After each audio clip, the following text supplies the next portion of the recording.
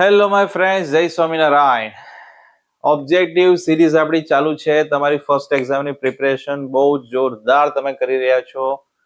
Objective sections આપણે daily આણંદની જે most reputed schools છે એના ઓબ્જેક્ટિવ સોલ્વ કરીએ છીએ લાસ્ટ યરના પેપર્સના, એટલે કે પીવાયક્યુ. એમાં JP Thakkar high school, TZ Patel high school, IV Patel self finance, IV Patel government, Charotar English medium, etcetera etcetera, આ બધી સ્કૂલના પેપર્સ આપણે અમુકના સોલ્વ કરી દીધા, અમુકના હવે કરવાના છે. સો સ્ટે કનેક્ટેડ. અને મારી ગેરંટી છે, જો તમે આ 5-7 સ્કૂલના ઓબ્જેક્ટિવ સારામાં સારા જો તમે વિડીયો જોઈને પ્રિપેર કરશો તો તમને સ્કૂલની એક્ઝામમાં ઘણા બધા આમાંથી રિપીટ થતા પણ દેખાશે અને એક એંગલ તમને પકડાશે કે આ ચેપ્ટરમાંથી ઓકે આ એંગલથી પણ ક્વેશ્ચન આવે, આ થિયરીમાં ત્યાં ટાઈપનો ક્વેશ્ચન પણ આવે. તો જ્યારે તમે થિયરી હવે લર્ન કરવા બેસશો ત્યારે એ લાઈનમાં તમને દેખાશે કે હા, ઓમદેવ સરે જે આ વિડીયો મને મોકલ્યો હતો, બનાવ્યો હતો આ સ્કૂલનો, એમાં આ લાઈનમાંથી આવો ઓબ્જેક્ટિવ હતો, તો આ લાઈનને હું બરાબર યાદ રાખું. રેડી? આ એનાલિસિસ માટેનો છે કે તમારી પ્રિપરેશન અત્યાર સુધીની કેવી થયેલી છે. તો અત્યારે જઈએ હવે આપણે સ્ટાન્ડર્ડ 8માં ડીઝેડ પટેલના એટલે કે સાયન્સ સબ્જેક્ટના લાસ્ટ યરના પેપરના સોલ્યુશન માટે. તો સ્ટાર્ટ કરીએ. fill in the blanks છે. તો blank acids are highly corrosive. તો આન્સર આવશે mineral acids. Mineral acids are very corrosive. Which are they? Examples are, આપણે બ્લેન્ક નો આન્સર તો જસ્ટ ખાલી મિનરલ એસિડ્સ જ છે, આ તો એક્ઝામ્પલ્સ છે. Sulphuric acid, hydrochloric acid and nitric acid are highly corrosive. Then next one, the melting point of ice is, but in Fahrenheit. કયા યુનિટમાં? Fahrenheit. The melting point in Fahrenheit is 32 degree Fahrenheit. The melting point of ice is 0 degree in Celsius. એટલે unit પર ખાસ focus કરવું. તો સેલ્સિયસમાં કે તો 0 degree અને ફેરનહીટમાં કે તો 32 ફેરનહીટ અને કેલ્વિનમાં કે તો 273. અત્યારે તમારે કેલ્વિન યુનિટ આવતો નથી, પણ આગળ 9થમાં 10થમાં સમજવામાં આવશે. અત્યારે આપણે as per textbook and Oxford syllabus textbook છે ડીઝેડ પટેલમાં, તો એના પ્રમાણે 0 ડિગ્રી અને 32 ડિગ્રી ફેરનહીટ આ બે યાદ રાખવાનું. Next one, displacement is a blank quantity. તો બે ટાઈપની ક્વોન્ટિટીઝ આપણે સમજ્યા હતા, સ્કેલર એન્ડ વેક્ટર. તો displacement is a vector quantity because to describe displacement we required magnitude as well as direction. Magnitude, that means value, and direction બંને જોઈએ. Speed હોય તો એમાં શું કહેતા હતા આપણે, ઇટ્સ અ સ્કેલર ક્વોન્ટિટી, કેમ કે એને ડિસ્ક્રાઇબ કરવા માટે જસ્ટ ખાલી વેલ્યુની જ રિક્વાયરમેન્ટ હોય, મેગ્નિટ્યુડની નહીં.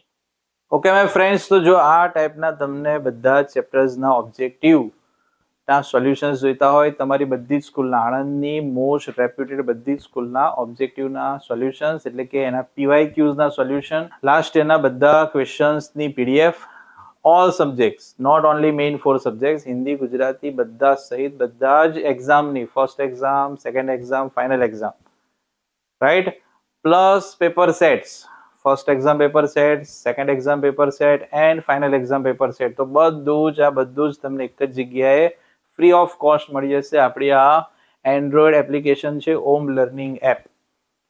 તમે પ્લે સ્ટોરમાં સર્ચ કરીને પણ ડાઉનલોડ કરી શકશો, એન્ડ્રોઈડ પ્લે સ્ટોર, પ્લસ આ વિડીયોના ડિસ્ક્રિપ્શનમાં પણ હું આની લિંક મૂકી દઈશ. તો તમે ડાઉનલોડ કરશો અને જેવું ઓપન કરશો એટલે આવો કંઈક આનો યુઝર ફી ઇન્ટરફેસ હશે. એમાં ફ્રી મટીરિયલમાં જઈને તમે મેં વાત કરીએ બધી જ પીડીએફ્સ તમે જોઈ શકશો. Paper set, previous year questions, બધું જ. આ previous year question 2024-25 as per standard 8, standard 9, standard 10, એમાં પણ તમે અંદર રિસ્પેક્ટિવ સ્ટાન્ડર્ડમાં જશો તો first exam, second exam, last exam બધાના પેપર્સ તમને એક જ જગ્યાએથી મળી જશે. પ્લસ આખું વર્ષ જે કંઈક અપડેટ્સ તમને મળતી રહે એની માટે stay connected. follow us on our social media accounts. આ બધા જ અમારા સોશિયલ મીડિયા એકાઉન્ટ્સ છે, તમે એને ફોલો કરી શકો છો. યુટ્યુબ ચેનલનું નેમ છે આપણું Omdev sir Anand. Second option છે તમે ઇન્સ્ટાગ્રામથી આપણને ફોલો કરી શકો છો. આપણા ક્લાસીસને, આપણા ઇન્સ્ટિટ્યૂટને ઓમ ઇન્સ્ટિટ્યૂટ નેમ છે, ઓમદેવ સર આણંદ નેમ છે, એમાં પણ સેમ જ. ફેસબુકમાં પણ તમે આ આઈડીને ફોલો કરી શકો છો, સેમ નેમ છે ઓમદેવ સર આણંદ. અને વોટ્સએપ ચેનલમાં પણ તમે QR કોડ સ્કેન કરીને ફોલો કરી શકશો. અને હા, આ 4 સોશિયલ મીડિયા એકાઉન્ટ્સની લિંક હું આ ડિસ્ક્રિપ્શનમાં મૂકીશ. તો એવરી મંથ, એવરી 6 મંથ જે કંઈક તમારી first exam, second exam, final exam આવશે ત્યારે આ બધી જ અપડેટ્સ હું તમને આપતો રહીશ. તમારા paper solution regarding plus Gandhinagar બોર્ડથી ગુજરાત બોર્ડ રિલેટેડ જે કંઈક અપડેટ્સ આવતી હોય, તમારા પેપર સ્ટાઇલ રિલેટેડ, તમારા બ્લુપ્રિન્ટ રિલેટેડ, તમારા વેઇટેજ રિલેટેડ, તો આ બધી જ અપડેટ્સ, એના વિડીયોઝ તમને આનાથી ન્યૂઝ તમારા સુધી પહોંચશે અને એ તમને ઘરે બેઠા બધું જ મળી જશે. આઈ હોપ કે આ તમને બધું ક્લિયર થયું હશે. Third, pascal is a SI unit of pressure. પ્રેશરના 2 યુનિટ તમને જો યાદ હોય તો પ્રેશરની ફોર્મ્યુલા યાદ આવે તો યુનિટ યાદ આવે. Pressure is equal to force upon area. ફોર્સનો યુનિટ હતો ન્યૂટન, એરિયાનો યુનિટ હતો મીટર સ્ક્વેર. તો એક unit newton per metre square અને સેકન્ડ યુનિટ હતો તમને યાદ હોય તો પાસ્કલ. તો pascal is a unit of pressure. Positively charge particles in an atom is called blank. હવે સ્ટ્રક્ચર ઓફ એટમ વાળું ચેપ્ટર તમારે લાસ્ટ યર તો એ લોકોને સિલેબસમાં હતું, આ વર્ષે હોય ના હોય એ જોઈને તમારે આનું સોલ્યુશન કરવું. તો એટમમાં પોઝિટિવલી ચાર્જ પાર્ટિકલ્સ એટલે કહેવાય બેટા પ્રોટોન્સ, નેગેટિવલી ચાર્જ હોય ઇલેક્ટ્રોન્સ અને ન્યુટ્રોન્સ આર ન્યુટ્રલ. તો positive particles are protons. A mirage can happen when blank. Reflection વાળા ચેપ્ટરમાં આવશે. Mirage can happen when light rays are refracted or bent by layers of air with different temperatures and densities. Summer સિઝનમાં આ effect આપણને જોવા મળે છે. એક example just ખાલી આપું તો આપણે જો રોડ ઉપર જતા હોય હાઈવે ઉપર, તો થોડા ડિસ્ટન્સ દૂર 200, 300, 500 મીટર દૂર તમને રોડ ઉપર પાણી હોય એવું દેખાય છે, વોટર જેવું. ઓકે ના? તો રિયલમાં ત્યાં વોટર હોતું નથી. એ પ્રોસેસને શું કહેવાય? Phenomena. It's known as a mirage. True or false? A dilute acid has more amount of water than a concentrated acid. Yes, it's true. Water amount વધારે હોય, એસિડ અમાઉન્ટ ઓછું હોય તો એને કહીએ છીએ આપણે dilute acid. 1 hour is equal to 60 seconds. લો, ઓહો હો, આનાથી ઈઝી તો પૃથ્વી પર કશું હોય નહીં ભાઈ. ભાઈ 1 hour માં 60 સેકન્ડ ક્યાંથી હોય? 1 મિનિટમાં 60 સેકન્ડ હોય. It's a false. 1 hour માં તો 3600 સેકન્ડ આવે. એટલે આવે 3600 seconds. If an object moves 15 kilometer due north and then 15 kilometer due south, the total distance traveled by it is 30 kilometer. Distance and ડિસ્પ્લેસમેન્ટના ડિફરન્સનું આપણે ક્લાસમાં સમજેલા છે. આઈ હોપ કે તમને ખ્યાલ હશે જ. ડિસ્ટન્સમાં તો બધું જ એડ થાય બેટા. લેફ્ટ જાઓ, રાઈટ જાઓ, રિટર્ન આવો, આમ જાઓ, તેમ જાઓ, ક્યાંય પણ જાઓ, ડિસ્ટન્સમાં બધું જ કવર્ડ થાય. ડિસ્પ્લેસમેન્ટમાં આપણે થોડું ધ્યાન રાખવું પડે કેમ કે એ ઇનિશિયલ ને ફાઇનલ પોઈન્ટ પર ડિપેન્ડ કરે છે. તો ડિસ્ટન્સમાં સિમ્પલ છે, બંનેનું એડિશન કરી દો. 15 plus 15, total distance will be 30 kilometer. Air occupy all the space available to it. Yes, આ એર પાર્ટિકલ્સની પ્રોપર્ટી છે.